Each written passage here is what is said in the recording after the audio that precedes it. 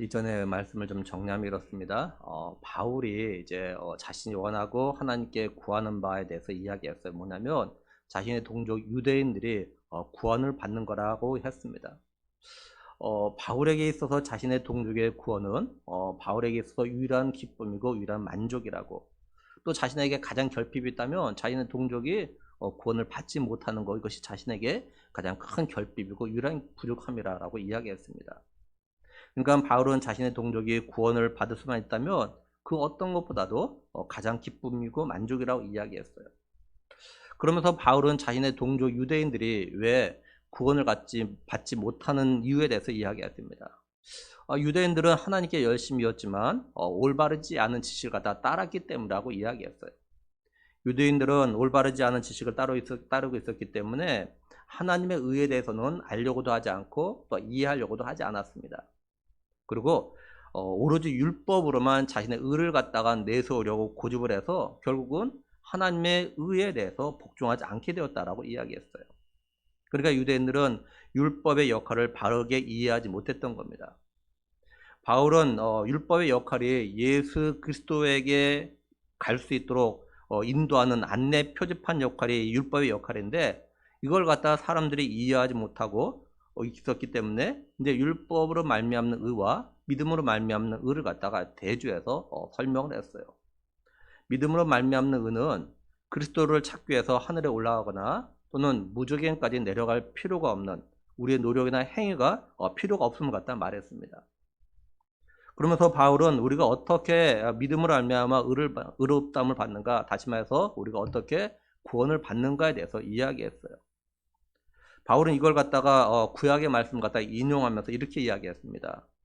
믿음의 말씀이 네게 가까워 내 입에 있으면 내 마음에 있다, 이렇게 이야기했어요. 이건 뭐냐면 사람들이 하나님의 말씀에 순종하고 싶은 그런 마음만 있다면 얼마든지 순종의 삶을 갖다가 살 수 있고, 또 믿고 싶은 마음만 있다면 얼마든지 믿을 수 있다, 이 말입니다. 우리가 구원을 받기 위해서 어떤 어려운 일을 어떤 노력을 할 필요는 없다는 거죠. 우리가 구원을 얻는 건 어떤 행위에 의해서 행위가 필요한 것이 아니라 오직 믿음만 있으면 가능해요. 우리가 구원을 얻기 위해서 우리에게 전해진 복음을 들었을 때 우리가 믿음으로 반응을 하면 됩니다. 우리가 의롭다함을 받는 거 믿음만 있으면 돼요. 그러니까 우리가 복음을 듣고 그리스도를 믿을 만한 믿고자 하는 그런 마음만 있으면 된다는 거죠. 바울은 자신의 동족 유대인들도 복음을 듣고 예수님에 대해서 알고자 하는 그 마음만 가졌으면 정말 좋겠는데, 그럼 얼마든지 예수님과 다 믿을 수 있을 텐데 이들은 예수님을 믿고자 하는 마음이 없는 것, 이거에 대해서 아쉬움을 갖다 표현했던 거죠. 그러면서 바울은 네가 만일 내 입으로 예수를 갖다가 주로 시인하고, 그리고 하나님께서 죽은 자 가운데서 예수님을 갖다가 살리신 것을 갖다가 내 마음에 믿으면 구원을 받을 거다. 사람이 마음으로 믿어 의에 이르고 입으로 시인하여 구원을 얻는다, 이런 말을 했어요. 그러니까 사람이 구원을 받는 두 가지 조건을 갖다 이야기한 거죠. 먼저는 우리의 입으로 예수님 갖다 주라고 시인해야 된다는 거죠.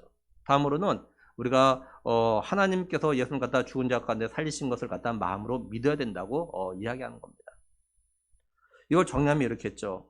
사람이 마음으로 믿어 의에 이르고 입으로 시인하여 구원에 이른다.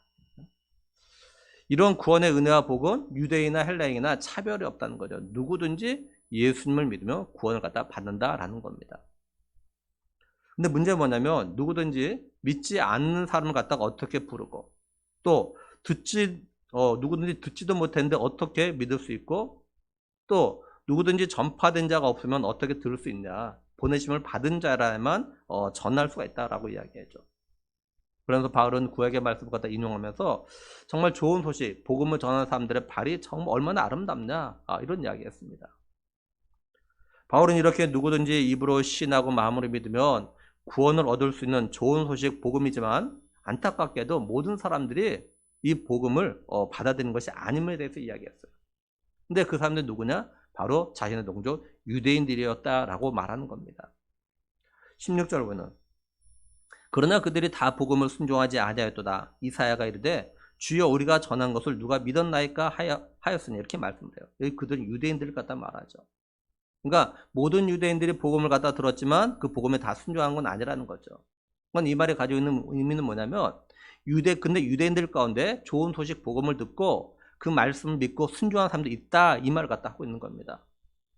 쉽게 말해서 같은 장소에서 같은 말씀 복음을 들어도 그 복음 그 말씀을 듣고 믿고 순종하는 사람이 있는가 하면 들었음에도 불구하고 믿지 않고 순종하지 않는 사람도 있다, 이런 말이죠.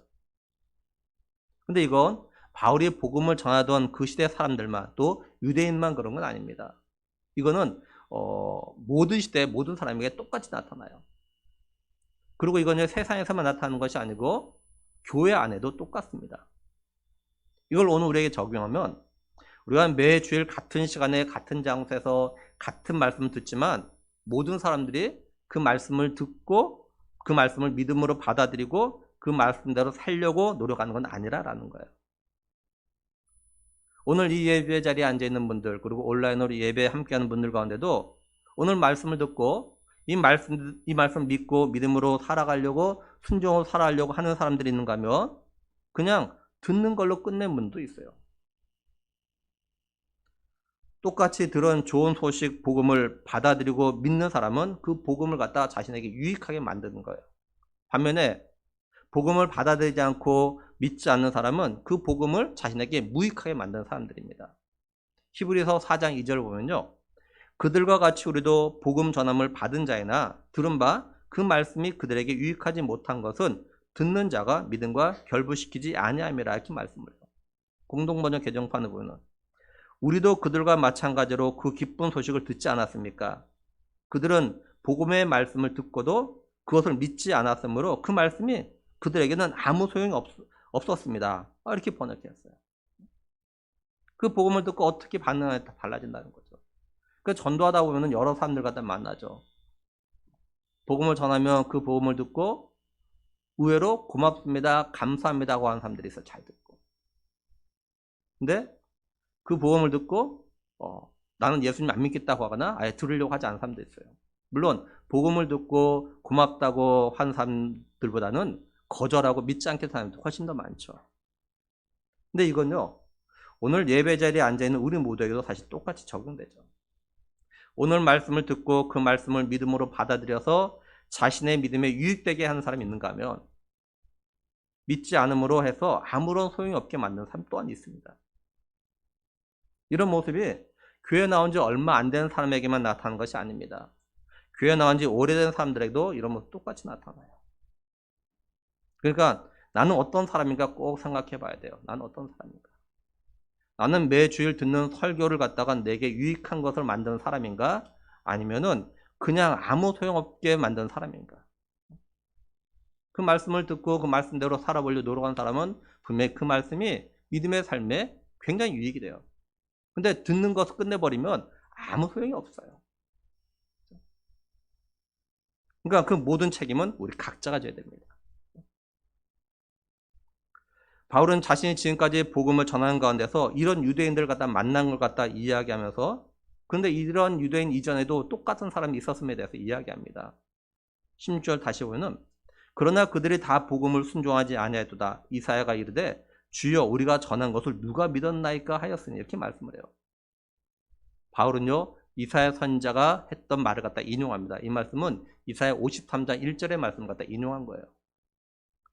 우리가 알다시피 이사야 53장은 메시아의 고난받게 될 걸 예언한 거죠.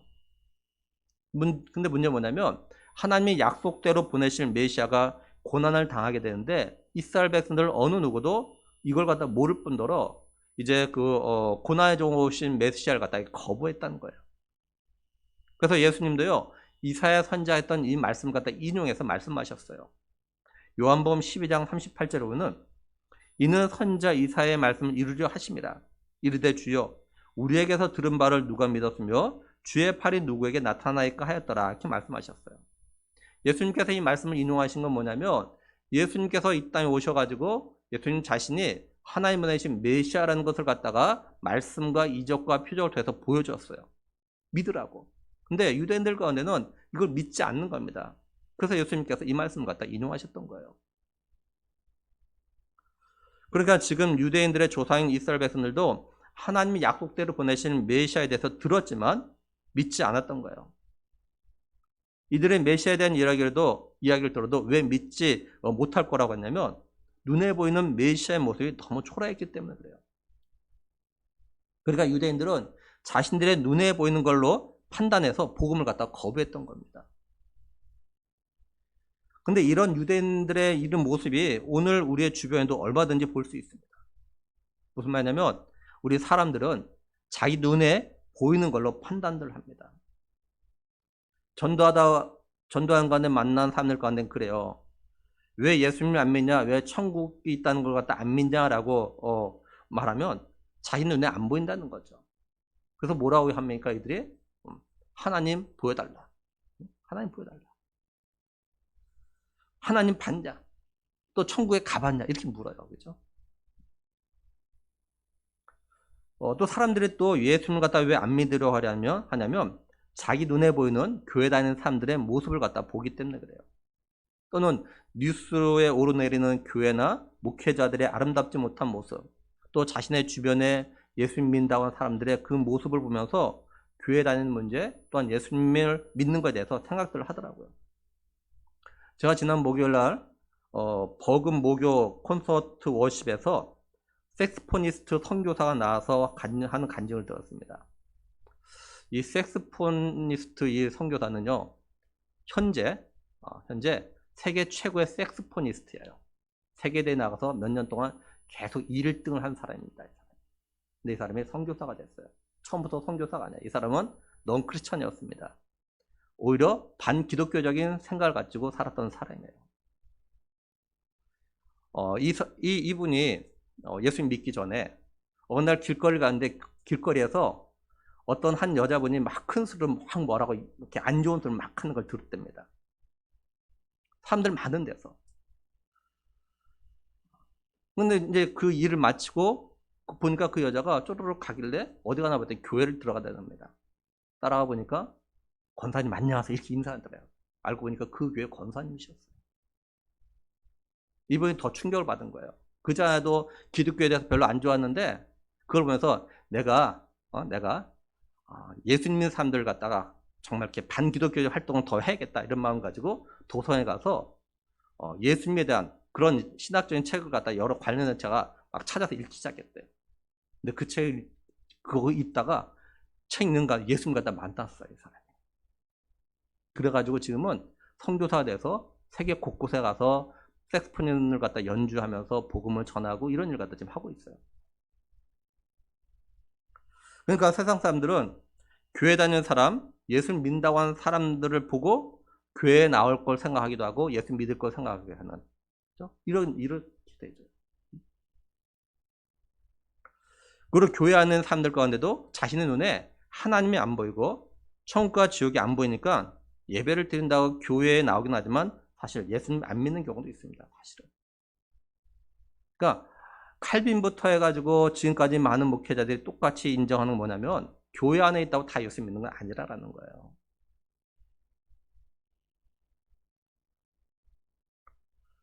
바울은 이처럼 사람들이 자신의 눈에 보이는 걸로 믿고 안 믿고를 갖다 결정하는 게 잘못이고 문제라는 걸 지적합니다.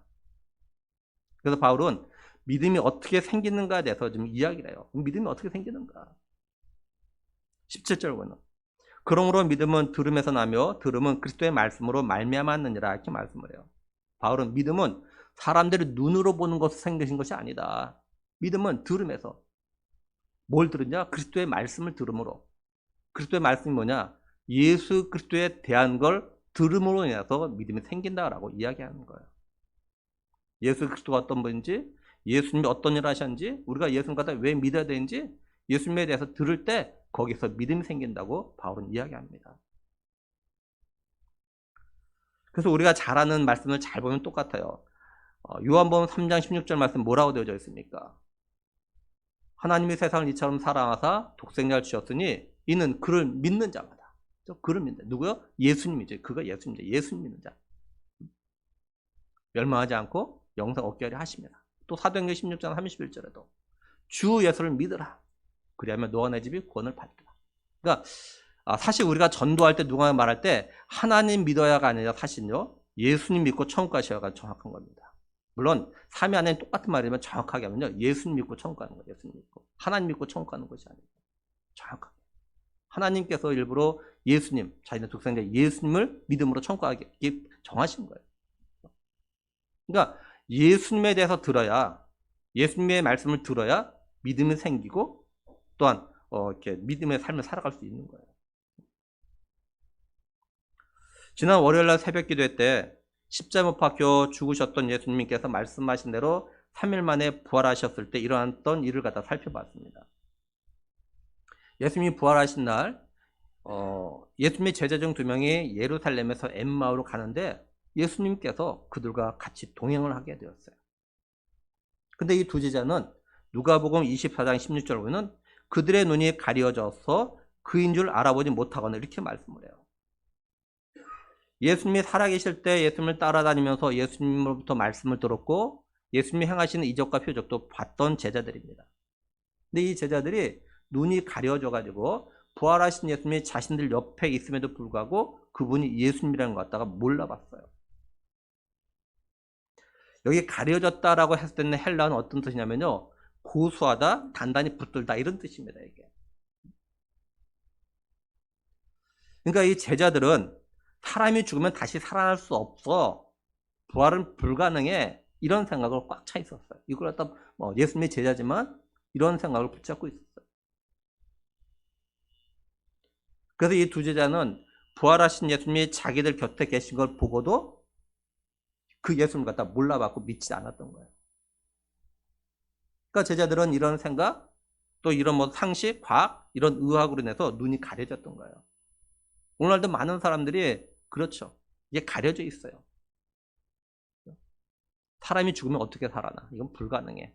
이건 거짓말이야. 이렇게 이거 다 고정돼 있어 이게 더 이상.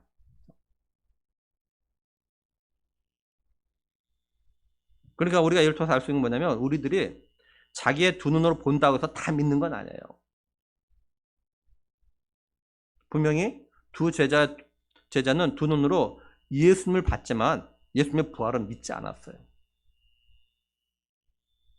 우리가 잘 아는 거지 나사로와 부자 이야기가 있죠. 둘 다 죽어가지고 나사로는 천국의 아브라함 품에 갔고 부자는 지옥에 갔어요. 이 부자가 천국의 아브라함 품에 있는 나사로를 봤어요. 이 부자가 이야기하죠. 아브라함에게. 아브라함이요, 저 나사로 우리 집에서 구걸하던 사람인데 저 사람을 좀 이렇게 땅에 보내서 내 형제들이 보내달라고. 그래서 내 형제들은 이 지옥에 오지 않게 해달라고. 그래서 아브라함이 이야기해요. 아니야. 땅에는 모세와 선자 같은 사람들이 이들에게 말을 듣고 믿지 않으면 아무리 죽었다 살아난 사람이 가서 말해도 믿지 않는다. 이렇게 이야기해요. 그러니까 눈으로 본다고 해서 믿는 것이 아니에요. 우리가 알아야 될 것이 있죠. 그거는 자신의 두 눈으로 봐도 믿지 못하는 게요. 불신자들에만 있는 건 아닙니다. 이런 불신앙이 교회 나온 지 얼마 안 되는 사람, 또 신앙의 연륜이 짧은 사람, 또 성경 말씀을 잘 모르는 사람에게만 나타나는 것이 아니에요. 믿음이 있다고 하는 사람들에게도, 교회 나온 지 오래된 사람들도, 또한 직분자들에게도, 예를 들면 목사에게도, 장로에게도, 권사에게도, 집사에게도 이런 것들이 많이 나타나요. 성경을 잘 보면 부활하신 예수님께서 예수님 믿지 않는 사람들에게 나타나신 것이 아닙니다. 예수님께서 죽은 자 가운데 살아나셔서 불신자들에게 예수님의 부활이 먼저 전해진 것이 아니에요. 예수님을 잘 따라다녔던 사도들에게 예수님의 부활이 먼저 전해졌습니다. 그런데 사도들은 예수님의 부활에 대해서 들었지만 자기들의 눈으로 부활하신 예수님 갖다 보지 못했다고 믿지 않았어요. 들었음에도 불구하고. 반면에 예수님의 시신에 향품을 바르게 해서 여자들이 가죠. 새벽에 이제 예수님의 무덤에. 근데 이 여자들도 무덤에서 예수님이 시신이 없는 거 봤습니다. 근데 2명의 천사, 2사람이 이들에게 예수님이 말씀하신 대로 부활하셨다라는 이 말을 듣고 예수님이 제자들에 가가지고 예수님이 부활하셨다고 전했어요. 이 여자들이 부활하신 예수님을 가서 본 것이 아닙니다. 시신이 없는 걸 보고 예수님이 부활하셨단 말을 듣고 그냥 믿고 가서 전했어요. 여자들이 예수님 무덤에 갔을 때 두 사람, 두 천사가 여자들 이렇게 이야기해요. 누가복음 24장 6절 보면 여기 계시지 않고 살아나셨느니라. 부활하셨단 말이죠. 갈릴리에 계실 때 너에게 어떻게 말씀하시는지 기억해라. 말씀을 기억하라고요. 말씀. 그리고 8절 9절에 그들이, 그러니까 여자들이죠. 여자들이 예수의 말을 기억하고 무덤에 돌아가 이 모든 것을 열한 사도와 모든 여에게 알리니, 이렇게 말씀해요. 그러니까 천사들이 여자들에게 예수님이 살아계셨을 때 했던 말씀을 잘 기억해봐라. 말씀을. 그것이 어떻게 이루어졌는가. 이 말 듣고 여자들이 예수님이 하셨던 말씀을 갖다 기억하니까 정말 말씀대로 살아나셨다는 걸 갖다 믿게 되어져요. 그러고 가서 제자들과 사람들에게 예수님이 부활하셨다 이걸 갖다 전합니다. 또 요한복음 20장 보면 우리 잘 아는 대로 예수님이 부활하셨는데 그거 갖다 도마는 보질 못했죠. 다른 제자들 봤지만. 그때 도마가 말하죠. 아주 자신있게. 나는 예수님의 못자국을 보고 그 다음에 내 자기 손가락 그 못자국에 손 넣어보고 또 예수님의 창에 찔린 그 옆구리에 넣어보고 그럼 내가 믿겠다. 내 눈으로 봐야도 믿겠다. 넌 도저히 못 믿겠다. 너희들이 예수님의 제자들이 자기 동료들이 이야기하는데 난 못 믿겠다. 내 눈으로 봐야 믿겠다. 이렇게 이야기하죠. 내 눈으로 봐야 믿겠다. 예수님이 도마에게 나타나셔 하던 말이 보지 못한 민자가 복이 있다. 이렇게 말씀하죠. 또 바울이 갈라디아 교회 성도들에게 이런 말을 했습니다. 갈라디아서 3장 2절 보면 내가 너희에게 다만 이것을 알려 하노니 너희가 성령을 받은 것이 율법의 행위로냐 혹은 듣고 믿음으로냐. 그리고 5절에서 다시 한번 너희에게 성령을 주시고 너희 가운데 능력을 행하신 이의 일이 율법의 행위에서냐 혹은 듣고 믿음에서냐. 이렇게 말씀합니다. 바울은 갈라디아 교회 성도들에게 너희가 성령을 받은 것, 그 다음에 성령의 능력이 나타나는 것, 이것이 복음을 듣고 믿어서 그런 거 아니냐. 이렇게. 복음 듣고 믿는 거 아니냐. 그렇게 생긴 거 아니냐. 따라서 믿음은 우리가 눈으로 봐야 생기는 것이 아니라 복음 말씀을 다시 말해 예수 그리스도에 대해서 들음으로 해서 생기는 겁니다. 그래서 우리가 복음을 전하고 말씀을 전하고 그걸 듣는 거죠. 쉽게 말해서 목사인 제가 그죠? 설교할 때 하나님을 보여드립니까? 제가 예수님 보여드립니까? 제 성령의 역사를 갖다 보여주고 있습니까? 제가 보여주면서 믿으라고 합니까? 아니죠. 저는 하나님 말씀, 예수님 말씀을 성령의 역사를 갖다 말로 말씀을 전하면서 믿으라고 하고 있죠. 제가 보여주지 않습니다.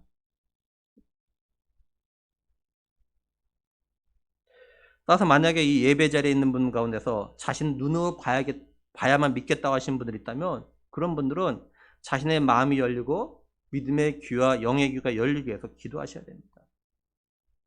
그리고 우리 주변에 이런 분이 있다면 우리가 이런 분들도 마음이 열리고 믿음의 눈과 영의 귀가 열리기 위해서 기도하셔야 돼요. 바울은 이어서 뭐라고 이야기하냐면 18절에 그러나 내가 말하노니 그들이 듣지 아니하였느냐? 그렇지 아니하니 그 소리가 온 땅에 퍼졌고 그 말씀이 땅까지 이르렀도다 하였느니라. 이렇게 말씀을 해요. 세 번역은요. 그러면 내가 묻습니다. 그들은 들은 일이 없습니까? 물론 그렇지 않습니다. 성경 말씀에 그들의 목소리가 온 땅에 퍼지고 그들의 말이 땅까지 퍼졌다 하였습니다. 이렇게 번역했어요. 바울이 이 말을 갖다 왜 하냐면 바울이 모든 유대인들이 복음을 갖다가 듣고도 믿지 않고 순종하지 않았다라 말하니까 어느 누군가 이렇게 이야기할 수 있다는 거죠. 그건 유대인들에게 복음이 이렇게 충분히 전하지 않아서 그런다. 또는 복음을 전한 자가 그 복음을 갖다가 바르게 전하지 못해서 그럴 수 있다. 이렇게 말하는 사람이 있을 수 있다는 거예요. 다시 말해서 복음을 전한 자가 실수했거나 잘못 전해서 모든 유대인들이 복음을 듣고도 순종하지 않은 거라는 이런 식으로 이제 복음을 전한 자들에게 책임을 갖다 전가하는 겁니다. 우리도 간혹 그럴 때가 있잖아요. 물론 이건 좀 약간 다르지만 어떤 일에 대해서 막 설명을 했어요. 근데 아니 네가 설명을 잘못해서 그래. 네가 설명이 잘못됐기 때문에 그건 믿을 수가 없고 이해할 수 없었던 거 이렇게 이야기할 때가 있죠. 이건 좀 이렇게 이야기할 때가 있어요. 그러면서 설명한 사람, 말한 사람에게 책임을 전가하죠. 물론 이거 약간 다른 의미겠지만 복음을 들었음에도 불구하고 자신들이 복음을 믿지 않는 이거에 대해서 복음을 전한 사람들의 책임을 전가하는 이런 사람들이 있었다는 거예요. 그래서 바울은 누군가 이렇게 말한다는 걸 알고 단호하게 말하는 거예요. 그거는 복음을 전한 자가 문제가 아니라 복음을 들은 자들의 문제다 이렇게 이야기합니다. 그러면서 바울은 시편 19편 4절의 말씀을 갖다 인용한 거예요. 바울은 복음은 분명히 유대인들에게 전해졌고 또한 복음을 갖다 듣지 않은 유대인은 없을 거라고 말하는 겁니다. 물론 어쩌면 정말 복음을 듣지 않은 못 들은 유대인들이 있을 수는 있겠죠. 그렇죠? 근데 바울이 여기서 말하는 거는 유대인들이 복음을 갖다 들었음에도 불구하고 복음에 대해서 믿음으로 순종하지 않은 게 복음을 제대로 듣지 못해서라는 변명을 할 수 없을 만큼 복음이 수많은 사람들에게 유대인들이 다 전해졌다는 겁니다. 쉽게 말해서 유대인 한두 명쯤은 못 들을 수도 있겠죠. 근데 그들이 한두 명 못 들었다고 해서 복음을 들은 유대인들이 복음을 믿고 순종하지 못하는 이유가 될 수는 없다는 거죠. 바울은 또 뭐라고 하냐면 19절에 그러나 내가 말하노니 이스라엘이 알지 못하였느냐? 먼저 모세가 이르되 내가 백성 아닌 자로서 너희를 시기하게 하며 미련한 백성으로서 너희를 노엽게 하리라 하였고 이렇게 말씀을 해요. 세 번역은요. 내가 다시 묻습니다. 이스라엘이 알지 못하였습니까? 이에 대하여 하나님께서 먼저 모세를 통하여 이렇게 말씀하셨습니다. 나는 내 백성이 아닌 사람들로 너희의 질투심을 일으키고 미련한 백성들로 너희의 분노를 자아내겠다. 바울은 다시 한번 물어요. 이번에는 이스라엘 백성들이 이미 들어서 알고 있는 걸 갖다 이야기합니다. 그게 뭐냐면 하나님께서 모세에게 하셨던 신명기 32장 21절의 말씀을 갖다 인용해서 이야기해요. 바울이 모세 율법에 있는 걸 갖다 인용하는 건 뭐냐면 유대인들이 복음에 대해서 듣지 못해서 또 온전히 이해하지 못해서 복음에 순종하지 못했다고 변명하니까 그렇다면 모든 유대인들이 이미 다 알고 있는 이미 들어서 다 알고 있는 모세 율법의 말씀을 갖다 인용한 겁니다. 모두 다 알고 있는 이미 다. 모세 율법은 모든 유대인들에 있어 최고의 권위가 있거든요.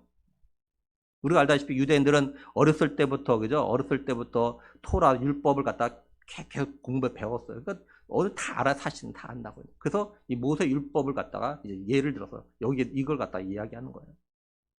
바울이 하나님께서 모세에게 말씀하신 내 백성이 아닌 자로서 너희를 시기하게 하며 미련한 백성으로서 너희를 노엽게 하라 이 말씀을 인용했는데 신명기에 보면 하나님께서 모세에게 이런 말씀을 갖다 하게 된 이유에 대해서 설명되어져 있어요. 뭐냐면은 이스라엘 백성들이 하나님의 백성인데 하나님이 아닌 신들, 우상들 갖다가 섬기는 겁니다.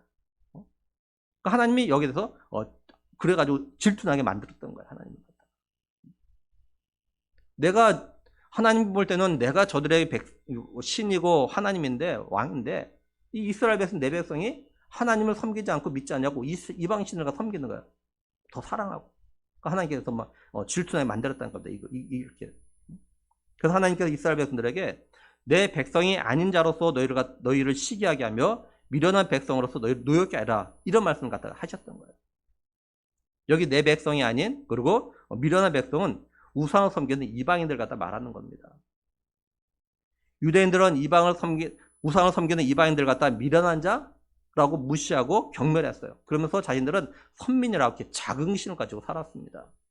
그런데 유대인들은 하나님께서 이런 이방인들로 하여금 이제 복음을 통해서 하나님의 백성이 되게 할 거라는 걸 갖다 이제 모세를 통해서 이미 들어서 알고 있어요.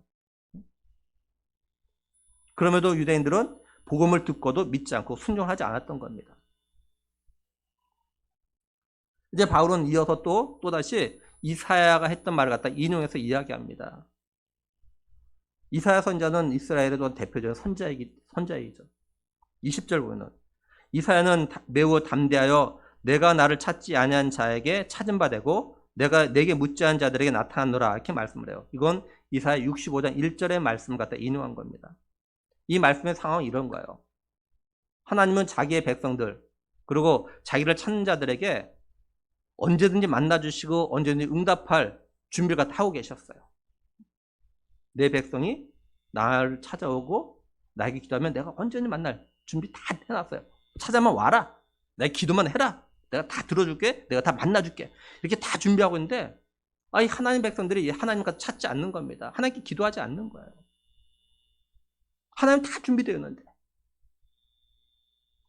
그래서 하나님께서 그러면 하나님을 찾지 않는 자들, 하나님께 구하지 않는 자들, 다시 말해서 이방인들에게 내가 그럼 구원을 베풀겠다. 이렇게 말씀하시는 거예요.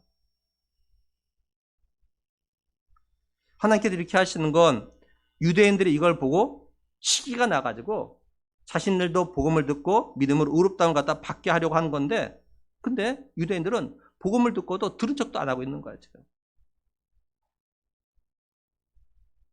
그러니까 유대인들은 하나님이 이방인에 대한 구원 계획을 말씀하신 걸 갖다 이미 들어서 알고 있음에도 불구하고 복음을 갖다 거부했던 겁니다. 바울은 계속해서 이사야의 말을 갖다 인용합니다. 21절에 이스라엘에 대하여 이르되 순종하지 아니하고 거슬러 말하는 백성에게 내가 종일 내 손을 벌렸노라 하였느니라, 이렇게 말씀을 해요. 이거는 이사야 65장 2절의 말씀을 갖다 인용한 겁니다. 이 말씀의 내용은 그거예요. 하나님께서 자신의 백성들을 갖다가 얼마나 오랫동안에 간절히 기다리고 계시는 걸 갖다 말씀하고 있는 거예요. 좀 전에 말씀드렸던 대로 65장 1절의 말씀이 하나님은 자기의 백성들 이들이 찾고 구하면 언제든지 들어주고 만날 준비를 다 하고 있었어요. 근데 이 이스라엘 백성들이, 하나님의 백성들이 하나님을 찾을 생각을 하지 않는 거예요. 기도할 생각을 하지 않는 거예요. 하나님은 언제든지 자기의 백성들 갖다가 맞을 준비를 하려고, 언제든지 오면은 두 팔을 벌려서 안아주려고 그렇게 기다리고 있는데, 그죠? 오지 않는 거예요. 지금 이 말씀을 하고 있는 겁니다.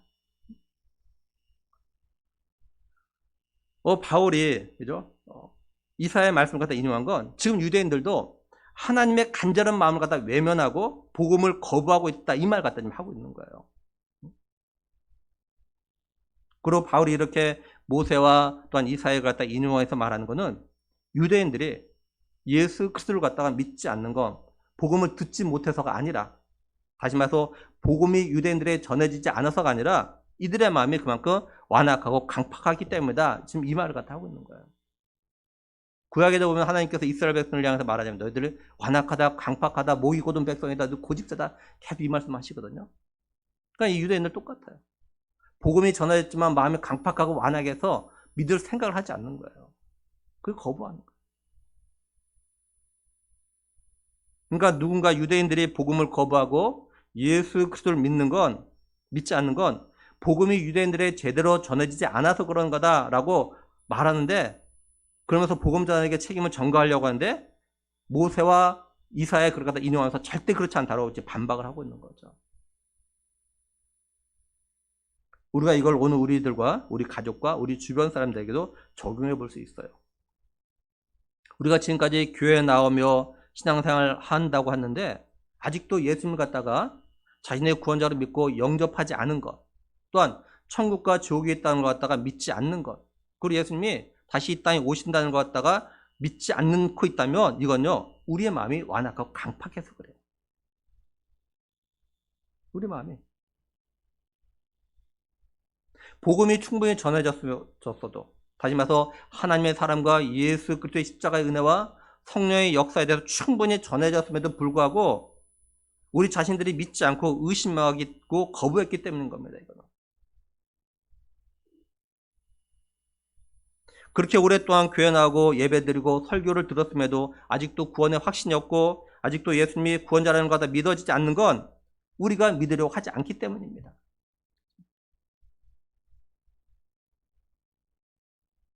그리고 우리가 누군가에게 교회 가자고 하고 예수님 믿으라고 해도 말을 안 듣는 사람들, 그리고 이들이 어떤 이유를 대도 그건요, 그들의 마음이 완악하고 강팍해서 그러는 거예요. 마음이 완악 강팍하니까 아무리 교회 가자고 하고 예수님 믿으라고 해도 이들이 안 믿으려고 하고 오지 않으려고 하는 거예요. 자신들이 예수님 안 믿고 교회 안 오려는 여러 이유를 대고, 때로는 교회 때문에, 때로는 어느 목회자 때문에, 어떤 성도 때문에, 그러면서 자신들이 예수님 안 믿고 교회 안 오는 것에 대한 책임을 갖다가 자꾸 전가하려고 하는 거죠. 근데 이건 역시도 이들이 마음이 완악 강팍해서 그런 거예요. 내 말씀을 정리하면서, 믿음은 들음에서 나는데 들음은 그리스도의 말씀, 다시 말해서 예수 그리스도에 대해서 들어야 믿음이 생겨요. 그러니 우리는 말씀을 들어야 되고 또 읽어야 됩니다. 그럴 때 우리의 믿음이 생기는 거예요. 우리의 눈과 귀에 보이지 않는 소리로 인해서 우리가 흔들릴 때, 오늘날 우리가 살고 있는 이 세상은요, 우리의 믿음을 갖다가 흔드는 일들이 얼마나 많이 일어나는 거예요. 점점 많이. 매스컴이 발달할수록 특히 요즘은 뭐 유튜브가 막 우죽순 막 나오는 이것들이 우리의 믿음에 도움되는 것도 있지만 우리의 믿음을 흔드는 것들이 훨씬 더 많아요. 잘 보세요. 그나마 있던 믿음도요, 이런 것들로 해서 막 흔들려요. 예를 들어서 매스컴에 어떤 교회나 목회자나 어떤 안 좋은 모습이 드러나면 분명 이건 옳은 건 아닙니다. 잘못된 거예요. 교회가 잘못되고 목회자 잘못됐고 선거 잘못됐지만 이런 거 드러나면 이것 때문에 있는 믿음 버리고 교회 안 나가겠다는 사람들이 있어요. 이거 흔들리는 거예요, 사실. 그러니까 점점 우리가 살고 있는 이 세상은 자꾸 우리의 있는 믿음을 갖다 흔들려는 일들이 정말 많이 일어납니다. 앞으로 더 많이 일어날 겁니다. 혹시 최근에 뉴스 들었지만 교황청에서 동성애자를 갖다 축복하고 동성애 사제들을 갖다가 허용하는 그 교황이 이렇게 발표했잖아요. 이제 이것 때문에 이제 우리 기독교가 굉장히 이제 뭐 도전을 더 많이 받을 겁니다. 이전보다 분명한 거는. 그러니까 우리의 믿음이 흔들려고 하는 것이 많이 일어날수록 사실 우리는 더 이럴수록 더 우리가 말씀을 듣고 읽어야 돼요. 자꾸 그럴수록. 그러니까 지금은 우리가 더 말씀에 집중할 때입니다, 사실은. 그러지 우리 믿음이 흔들리지 않는다고요. 그러면 우리가 이렇게 말씀에 더 집중하면 하나님 말씀이 우리의 믿음을 지켜주고 우리의 믿음을 갖다 더 견고하게 해줍니다. 그리고 우리가 잊지 말아야 될 것은 뭐냐면 하나님은 이런 우리들을 향해서 또 지금 하나님 앞에 나오는 것을 갖다 거부하는 그 사람들 향해서도 하나님 지금도 온종일 두 손을 벌리고 기다리고 계시다는 거예요. 하나님은 하나님의 택한 백성을 갖다 절대로 버리지 않습니다. 그러니 우리는 내 가족, 내 형제자매, 그리고 내 친구나 이웃 가운데 이런저런 이유와 변명 또는 책임을 전가하는 사람들이 있어도 이들의 구원을 위한 노력을 갖다가 절대 포기하면 안 돼요. 이들이 복음을 거부한 것이 강하면 강할수록 우리는 더 하나님 앞에 간절히 기도하면 됩니다. 우리는 우리 자신뿐만 아니라 우리의 가족들, 형제자매들, 이웃들의 믿음의 눈이 열리고 믿음의 귀가 열리기 위해서 기도해야 돼요. 그러면 어느 날 말씀이 귀에 들어오고 자신을 찾아와서 마음의 문을 두드리시는 주의 음성을 갖다가 음성이 들리게 되고 마음의 문을 열고 주님을 갖다 인격적으로 만날 수 있습니다. 바라는 것은 오늘 이 예배 자리에 있는 우리 모두는 마음을 열고 믿음의 눈과 믿음의 귀가 열려서 말씀을 통해서 예수 그리스도를 만남으로 구원의 기쁨과 확신을 가질 수 있는 은혜가 있기를 간절히 원합니다. 그리고 아직도 복음을 거부한 이들을 좀 불쌍히 여기는 마음을 가지고 이들을 지금도 기다리고 계신 사랑의 하나님을 생각하면서 이들을 위해서 기도한 일에 더욱더 힘을 써가지고 개인과 가정과 그리고 우리 교회 영적 부흥을 누리는 그런 삶들 되기를 우리에게 꿈을 주시고 우리의 그 꿈을 이루시는 예수 그리스도의 이름으로 간절히 축원합니다. 우리 시간에 같이 또 청관 약도 또 같이 믿음으로 읽도록 하겠습니다. 우리 같이 청관 약도 읽습니다. 원래 사람은 천국 가고 지옥은 마귀를 보내는 곳이었습니다. 마귀의 유혹으로 죄 지은 모든 사람은 죄 때문에 지옥 가게 되었습니다. 몸이 죽는 날 영혼은 이사 갑니다. 영혼이 불타는 지옥, 영혼이 행복한 천국, 두 곳 중에 어디로 가고 싶습니까? 예수님께서 나의 죄를 대신하여 죽으시고 다시 사심을 믿고 회개하며 죄를 용서받아 행복하고 건강하게 살다가 천국 갑니다. 우리 영접기도 믿음으로 합니다. 하나님, 저의 죄를 용서해 주세요. 저의 죄 때문에 십자가에 못 박혀 죽으시고 다시 사신 예수님의 피 공로로 죄의 죄를 용서받고 천국 갈 것을 확실히 믿습니다. 예수님, 저의 마음속에 들어와 주세요. 예수님의 이름으로 기도드립니다. 아멘. 기도하겠습니다. 하나님 감사합니다. 우리의 마음을 열어주시고 우리의 믿음의 귀를 열어주셔서 우리가 예수님에 대해서 말씀을 들었을 때 그 말씀이 믿어지게 하시고 그래서 예수님을 갖다 나의 구원자로 믿고 영접할 수 있는 은혜 주심을 하나님 감사함을 드립니다. 아버지 하나님 우리에게 우리에게 이런 믿음을 선물로 주셨는데 하나님 이 믿음 우리가 흔들리지 아니하도록 더욱더 말씀을 읽게 하시고 말씀을 듣게 하셔서 그 말씀을 통해서 우리의 믿음이 더욱더 견고해지는 아버지 그런 믿음들 되게 하여 주시옵소서. 또 아버지 하나님 간절히 바라는 것은 아직 복음을 거부하거나 아직도 예수님과 다 믿으려는 마음을 갖지 않는 이들 하나님께 긍휼히 여겨 주셔서 하나님 이들의 마음을 꼭 열어주시고 믿음의 귀를 열어주시고 영의 귀를 열어주셔서 하나님이 자신을 갖다 얼마나 사랑하시고 얼마나 기다리고 계신지 하나님 이것이 느껴지게 하시고 이것이 들려지게 하시고 깨달아지게 하셔서 마음을 열고 예수님 믿고 영접함으로 정말로 하나님의 백성으로서의 삶의 기쁨을 누리는 그런 은혜가 있게 하여 주시옵소서. 아버지 하나님, 우리 주변에 이런 분들이 있다면 우리가 하나님이 이들을 위해서 포기하지 않고 계심을 갖다 기억하면서 우리도 이들의 구원을 위해서 포기하지 않고 아버지 하나님 끝까지 인내하면서 기도하면서 마침내 하나님께서 구원을 이루시는 그런 놀라운 역사를 경험하는 우리가 되길 간절히 원하고 우리 주 예수 그리스도의 이름으로 기도드리옵나이다. 아멘. 찬송가 366장 드리겠습니다.